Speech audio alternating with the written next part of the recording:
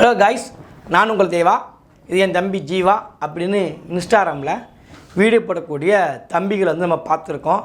தம்பி பாட்டை பாடுறா அப்படின்னு சொல்லி தேவா சொல்ல ஜீவா பாட, இல்லை ஜீவா சொல்ல தேவா பாட, இப்படி மாற்றி மாற்றி நடந்துக்கிட்டு இருக்கோம். இப்போ இவங்களுடைய வீடியோ வந்து நம்ம தமிழ்நாட்டுடைய முதலமைச்சர் மு.க.ஸ்டாலின் அவர்களுடைய கண்ணில் தென்பட்டுருச்சு. அவர் கண்ணை தென்பட்ட உடனே ஆகா எவ்வளோ அழகாக ரீல்ஸ் போடுறாங்க, ரீல்ஸ்லேயும் லைக்லேயும் நம்மளை மிஞ்சிட்டாங்க, அப்போ கண்டிப்பாக நமக்கு டஃப் கொடுப்பாங்க. இந்த ரெண்டு பேரையும் கூப்பிட்டு உட்கார வச்சு நம்ம அவங்கள்ட்ட எப்படி ரீல்ஸ் போடுறீங்க, எப்படி உங்களுக்கு இவ்வளோ லைக் வருதுன்னு சொல்லி பல பல காரணங்களை முதலமைச்சர் வந்து கேட்டிருக்காரு. இந்த மனசு இருக்கலாங்க, இதாங்க திராவிடங்கிறது. பாருங்கள், ஒரு சாதாரணமாக இன்ஸ்டாகிராமில் வீடியோ போடக்கூடிய ஒரு பசங்களை பார்த்து கோட்டைக்கே வர வச்சு அவங்கக்கிட்ட போய் நீங்கள் எப்படி வீடியோ போடுறீங்க, உங்களுக்கு வீடியோக்கான வியூஸ் எப்படி போய்கிட்டு இருக்கு, நீங்கள் டெய்லி வீடியோ போடுவீங்களா, இல்லை எப்போவாச்சும் வீடியோ போடுவீங்களா, ஸ்கூலுக்கு போய்ட்டு வந்த உடனே ஃபோனை பார்ப்பீங்களா, இல்லை ஸ்கூலுக்கு போகிறதுக்கு முன்னக்குட்டி ஃபோனை பார்ப்பீங்களா அப்படின்னு பல தனக்குள்ளே இருக்கக்கூடிய பல சந்தேகங்களை தேவா மூலமாக தீர்த்துக்கிட்டால் முதலமைச்சர் மு.க.ஸ்டாலின் அவர்கள். பொதுவாகவே இன்ஸ்டாகிராமை பொறுத்த வரைக்கும் இந்த ஃபீடை தள்ளிக்கிட்டே இருப்போம். அது எதில் தள்ளுவாங்கன்னா, யார் தள்ளுவாங்கன்னா மேக்ஸிமம் வந்து நேரமே போகலை, பொழுதே போக மாட்டேங்கி, சரி என்னத்தையாவது இன்ஸ்டாகிராம் போய் பார்த்துட்டு வருவோமே அப்படின்னு சொல்லி இப்படி தடவிட்டே இப்படி தள்ளிக்கிட்டே போவாங்க, இப்படி போயிட்டே இருப்பாங்க. அதில் தான் ஜீவா இப்படிமே யாராவது ஒருத்தவங்க வருவாங்கன்னு வச்சுக்கோங்களேன். அப்படி முதலமைச்சர்களுக்கு நேரம் போகலை. பாருங்கள், மக்கள் பணியெல்லாம் பார்த்து பார்த்து வெம்பாடாக ஓஞ்சி நேரமே போகாமல் முதலமைச்சர் அவர் வந்து அப்படி ரீல்ஸை தள்ளும்போது அவர் கண்ணில் தென்பட்டுச்சு இந்த தம்பிகளோட வீடியோ வந்து. உண்மையிலே இந்த விஷயத்தில் வந்து மகேஷ் பொய்யாமொழி அவர்கள் நம்ம பாராட்டியாக்கணும். ஏன்னா அவர் யார் தெரியுமா உங்களுக்கு, உதயநிதி ஸ்டாலின் அவர்களுடைய ரசிக மன்ற தலைவர், ஒரு கல்வி அமைச்சராக இருக்கக்கூடியவங்க, கல்வியில் சிறந்தவங்க, இல்லை மக்கள் போராட்டத்தை வழியை உணர்ந்தவங்க இருந்தால் பரவாயில்ல. சினிமாவில் உதயநிதி ஸ்டாலின் ரசிக மன்ற தலைவராக இருந்தால் எப்படி மண்டை யோசிக்கும், இப்படி தான் மண்டை யோசிக்கும். அப்போ தேவாவையும் ஜீவாவையும் கூப்பிட்டு வச்சு முதலமைச்சர் முன்னாடி அறிமுகப்படுத்திட்டாங்க.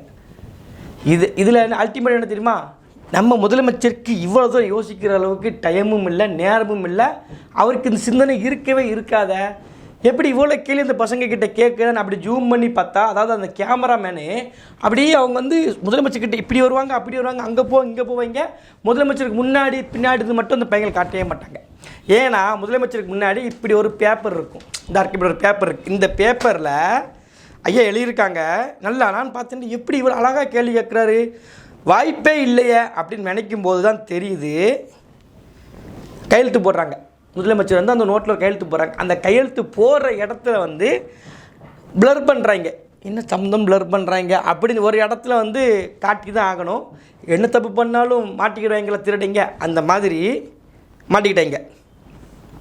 அந்த பையன்கிட்ட கேள்வி கேட்குறது கூட பேப்பர் எழுதி வச்சுருக்காரு முதலமைச்சர் மு.க.ஸ்டாலின். எதில்? பேப்பரில். திருக்குறள் சொல்லுங்க, திருக்குறள். அப்புறம் பிராக்கெட்டில் அமைச்சர் அறையில் உள்ளவர்களை, அதாவது இங்கே இந்த முதலமைச்சர் உள்ளவர்களை கூப்பிட்டு வச்சு பொருள் கொடுக்குற மணிக்க. இது எல்லாமே ஸ்கிரிப்டடு.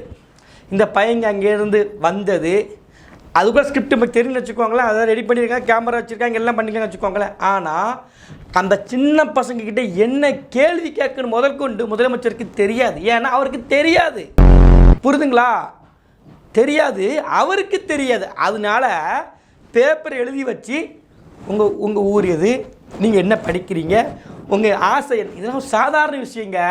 நீ என்ன படிக்கிற, 5ஆம் பாடம் படிக்கிற, 6ஆம் படிக்கிறியாடா, ஒரு திருக்குறளை சொல்கிறான், உனக்கு ஏதாவது தமிழ் பாட்டுன்னு சொல்கிறான், அப்படி மனதிலிருந்து பேசின இதெல்லாம் வந்துடும். என்னடா படித்து உங்கள் கிளாஸ் ஏ கிளாஸ் உண்டா, பி கிளாஸ் உண்டா, ஏ கிளாஸ் மட்டும் தான் உண்டா, எப்படா போய்கிட்டு இருக்கு ஸ்கூலு அப்படின்னா பரவாயில்ல. இது நம்ம வந்து வெளிப்படையாக சும்மா கேட்க. நம்ம வந்து உன் ஸ்கூலில் வந்து 6ஆம் வரைக்கும் இருக்குது, 8ஆம் நடுநிலை பள்ளியா 8 வரைக்கும் தான் இருக்கா, அப்புறம் 9ஆம் 10 எங்கடா போவ, நீ வந்து பக்கத்துலேயே ஸ்கூல் இருக்கா, உனக்கு உங்கள் ஊர் பக்கத்தில் ஸ்கூல் இருக்கா, எப்படா இருக்குன்னு கேட்டால் பரவாயில்ல. எல்லாமே ஸ்கிரிப்டடு.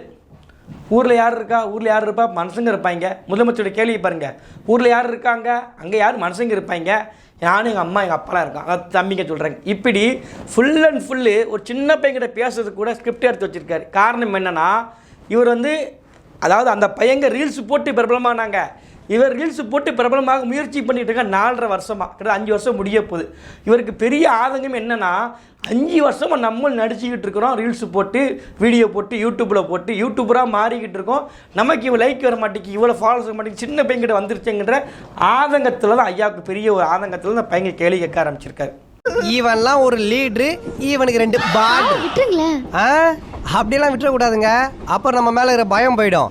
அதில் மகேஷ் பொய்யாமொழி அவர்களுக்காரலா அவர் தான் இதுக்கு முக்கியமான காரணம். இந்த பரபரப்பாக ஓடிக்கிட்டு இருக்க காலகட்டத்தில் தமிழ்நாட்டில் ஏகப்பட்ட சிக்கல் ஓடிக்கிட்டு இருக்கு. அதுவும் குறிப்பாக தூத்துக்குடி மாவட்டம் விளாத்திக்குளத்தில் படிக்கக்கூடிய 12ஆம் படிக்கக்கூடிய மாணவி கழிப்பறைக்கு போயிருக்காங்க. கழிவறைக்கு அவங்களுடைய கடமை முடிக்கிறது போகிற இடத்துல கற்பழித்து கொலை பண்ணி போட்டு போயிட்டான். இப்போ வரைக்கும் அந்த குற்றவாளியை கண்டுபிடிக்க வக்கில் இந்த அரசுக்கு, சொல்லப்போனால் துப்பு இல்லை இந்த அரசுக்கு, இப்போ வரைக்கும் கண்டுபிடிக்கல. அந்த பகுதியினுடைய நாடாளுமன்ற உறுப்பினர் அக்கா கனிமொழி அவர்கள் செய்தியாளர் சந்திக்கும் போது தொண்டை வலிக்கு அவங்களுக்கு வந்து எப்படி இருக்கும் பாருங்கள், தொண்டை வலிக்கு அவங்களால் பேச முடியலன்னு சொல்லி அவங்க கிளம்பி போயிட்டாங்க. 3 நாளைக்கு அப்புறம் வராங்க, அதுவும் வழியே கிடையாது. அங்கே உள்ள மக்கள் தொடர்ச்சியாக போராட்டம் பண்ணிக்கிட்டு இருக்காங்க. முழுக்க ஊர் மக்களுடைய போராட்டத்தை வந்து எப்போ ஒரு சின்ன கிராமத்துக்குள்ளே யாரும் அந்த வேலையை பார்த்தாங்கிறத கண்டுபிடிக்க முடியாமல் இந்த அரசு வக்கற்ற அரசாக சுற்றிக்கிட்டு இருக்கு. இதில் 3 தனிப்படையாக அமைச்சிருக்கிறாங்க. நல்ல நான் 30 போல் சொல்ல போனால் ஊர்க்காரங்க முழுக்க மிரண்டுறாங்க. அப்படிப்பட்ட சின்ன ஊர் அந்த கிராமம். அந்த கிராமத்துக்குள்ளே யார் எப்படி பண்ணால் என்ன செஞ்சாங்க கூட தெரிய மாட்டேங்கி அந்த அளவுக்கு காவல்துறை வச்சுக்கிட்டு அந்த அளவுக்கு பள்ளி யோசிச்சு பாருங்க, பள்ளி மாணவிங்க நம்மளால் கற்பனையே பண்ண முடிய மாட்டேங்கிங்க. இல்லை வடக்கே கேள்விப்பட்டிருப்பாங்க, தொடர்ச்சியாக நடந்துக்கிட்டு இருக்கு. விமான பணிப்பெண் முதற்கொண்டு திமுக கட்சிக்கிறேன் தொல்லை கொடுக்குறான், பாலியல் தொல்லை கொடுத்துட்டு இருக்கான், கர்ப்பிணி பெண்ணை பிறப்புள் போய் எட்டி உதைக்கிறான். இப்படி பல சிக்கல் திமுக கட்சிக்காரன் கொடுத்துட்டு இருக்கான் பொதுமக்களுக்கு. இப்போ பொதுமக்களுக்கு சின்ன பிள்ளைங்களுக்கும் செக்டார்ஸில் கொடுக்குறான். 70 வயசு தாத்தாவை கொண்டுட்டு 60 வயசு பாட்டியை ரேப் பண்ணுறான். மனநோயாக சுற்றிட்டு இருக்கான் ஒவ்வொருத்தனும். அதை பற்றி இந்த முதலமைச்சருக்கோ பள்ளி கல்வித்துறை அமைச்சர் இருக்கக்கூடிய அன்பில் மகேஷ் பொய்யாமொழி அவர்களுக்கோ கவலை கிடையாது. எங்கேயோ ஒரு தற்கொலை பையன் ஹெல்மெட்டு போடாமல் ஒரு தற்கொலையாக சுற்றக்கூடிய ஒருத்தனை பார்க்க போகிறேன்னு சொல்லி கீழே விழுந்துட்டான் தஞ்சாவூரில். அவனை பார்க்க முதல்ல அந்த அன்பில் மகேஷ் பொய்யாமொழி போயிருக்காரு. கோயம்புத்தூரில் 43 பிள்ளைங்கள் உணவு சாப்பாட்டில் பள்ளி விழுந்துருச்சு. இது ஒரு முறை நடக்கலைங்க. கிட்டத்தட்ட 2025 இருந்து இப்போ வரைக்கும் நான் வச்சுக்கோங்க, 2025 இருந்து இந்த ஒரு வருஷம் 2026 மார்ச் மாதம் வரைக்கும் தருமபுரியில் 8 பேர் பாதிக்கப்பட்டிருக்காங்க. பிப்ரவரி மாதம் 2025. அப்புறம் ஓசூரில் 24 குழந்தைங்க ஆகஸ்ட் 2025. அப்புறம் கடலூர் முதலமைச்சர் பேசினார்ல, உங்களுக்கு எந்த ஊர் தம்பி, தேவா ஜீவா, அந்த தேவா ஜீவாவுடைய மாவட்டமாக இருக்கக்கூடிய கடலூர் மாவட்டத்தில் ஒரு குழந்தை செப்டம்பர் மாதம் 2025. அப்புறம் கள்ளக்குறிச்சியில் 50க்கும் மேற்பட்ட குழந்தைங்க செப்டம்பர் மாதம் 2025. இப்போது மார்ச் மாதம் 43 குழந்தைங்க கோயம்புத்தூரில். இது எல்லாமே பள்ளி உணவில் விழுந்து பாதிக்கப்பட்டிருக்கிறாங்க. அப்போ எந்த அளவுக்கு லட்சணத்தில் அந்த அரசு போய்கிட்டு இருக்கு பாருங்கள். இந்த இடத்துல அன்பில் மகேஷ் பொய்யாமொழி அவர்கள் அந்த பாதிக்கப்பட்ட குழந்தைங்களை கூப்பிட்டு வந்து முதலமைச்சர் பார்க்க வச்சு, இனிமேல் இது போல் தவறு நடக்காதுப்பா, மன்னிச்சிக்கோங்கப்பா, இனிமேல் இந்த மாதிரி தப்பு எந்த இடத்துலையும் நடக்காதுன்னு சொல்லியிருந்தாங்கன்னா நல்ல ஒரு அமைச்சர், நல்ல முதலமைச்சர் நம்ம சொல்லலாம். ஆனால் இங்கே ஏதாவது அப்படி நடந்திருக்கா? அப்படி ஏதாவது செய்தி நம்ம கேள்விப்பட்டிருக்கோமா? அந்த சின்ன பையன் வீடியோ பார்த்துட்டு படின்னு சொன்ன உடனே அவருக்கு வந்து இவங்களை கண்டிப்பாக பார்த்தே ஆகுன்னு துடிச்சிட்டாரம்மா. ஒரு சின்ன பிள்ளை தட்டை சோறை ஏந்திட்டு சொல்லும் தமிழ்நாட்டுக்குள்ளே வேறு எங்கேயும் கிடையாது, வெளிநாட்டில் ஊப்பியில் கிடையாது, நம்ம தமிழ்நாட்டில் சொல்லும், சோறு திங்க முடிய மாட்டேக்கு, சோறு வாடை அடிச்சுக்கிட்டு இருக்கு, எங்கள் பள்ளிக்கூடத்தில் பில்டிங் முழுக்க இடிஞ்சி விழுக்கு நிலைமையில் இருக்குன்னு சொல்லி ஒரு பச்சை பிள்ளை, தொடக்கப்பள்ளி இருக்கக்கூடிய பச்சை பிள்ளை, 5ஆம் கிளாஸ் அதிகபட்சமாக அந்த பள்ளிக்கூடத்தில் படிப்பு 5ஆம் கிளாஸ் வரைக்கும் தான் கிளாஸு. அந்த பள்ளிக்கூடத்தில் இருக்கக்கூடிய சின்ன பிள்ளை வந்து எங்கள் பள்ளிக்கூடம் மோசமாக இருக்குது, கட்டமைப்பு பண்ணுங்கன்னு சொல்லி ஒரு வீடியோ போட்டிருப்பாங்க. எல்லா பிள்ளைங்களும் நிற்க வச்சு முதலமைச்சர் கூப்பிட்டு வச்சு சந்தித்து, என்னம்மா இவ்வளோ மோசமே ஆட்சியில் இருந்துக்கிட்டு இருக்கா, இந்த நான் வாரம்மா, ஒன்றும் கவலைப்படாதீங்கம்மா அப்படின்னு பேசியிருக்கணும். அதை செஞ்சுருந்தாங்க நல்ல முதலமைச்சர். அப்போ இதையெல்லாம் செய்யாமல் அந்த தம்பிகளை கூப்பிட்டு பாராட்டுற செய்து அந்த பையங்களுடைய உழைப்பு உங்களோட அதிக லைக்கு போயிடுச்சு, அதிக வியூஸ் போயிடுச்சு, அதனால அந்த பையங்க தம்பிகளை நீங்கள் பாராட்டுறீங்க, அதில் மாற்று கருத்து கிடையாது, செய்யுங்க.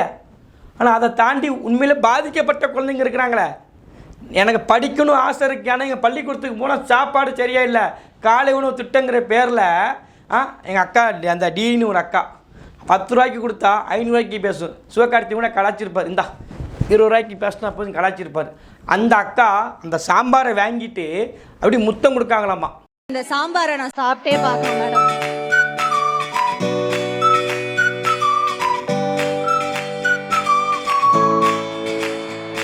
நிஜமாவே அருமையா இருக்குங்க சாம்பார். மேடம் இந்த கையில சமைச்சீங்க?